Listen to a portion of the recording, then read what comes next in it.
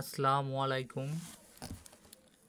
আজ আমরা যোগ বিয়োগ গুণ ভাগ এর কাজ দেখব। a plus a is equal to 2a, a into a is equal to a square, a minus a is equal to 0। এখন শূন্যকে যে কোনো সংখ্যা দ্বারা ভাগ করলে তার মান শূন্য হবে, কিন্তু যে কোনো সংখ্যাকে শূন্য দিয়ে ভাগ করলে তার মান হবে ইনফিনিটি, অর্থাৎ অসংজ্ঞায়িত।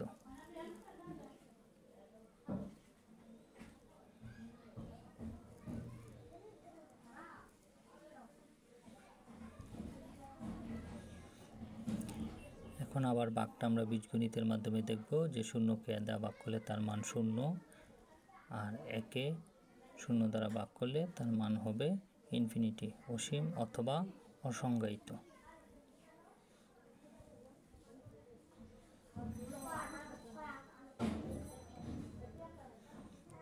এটাকে ইনফিনিটি বলে, অসংজ্ঞায়িত বলে, অসীম বলা হয় কোনো সংখ্যাকে শূন্য দ্বারা ভাগ করলে তার মান। এবার আমরা দেখব যে গুণের ক্ষেত্রে। আমরা জানি গুণের ক্ষেত্রে কোনো সংখ্যাকে শূন্য দ্বারা গুণ করলে তার মান শূন্য হবে, এবং শূন্যকে কোনো সংখ্যা দ্বারা গুণ করলে তার মানও শূন্য হবে।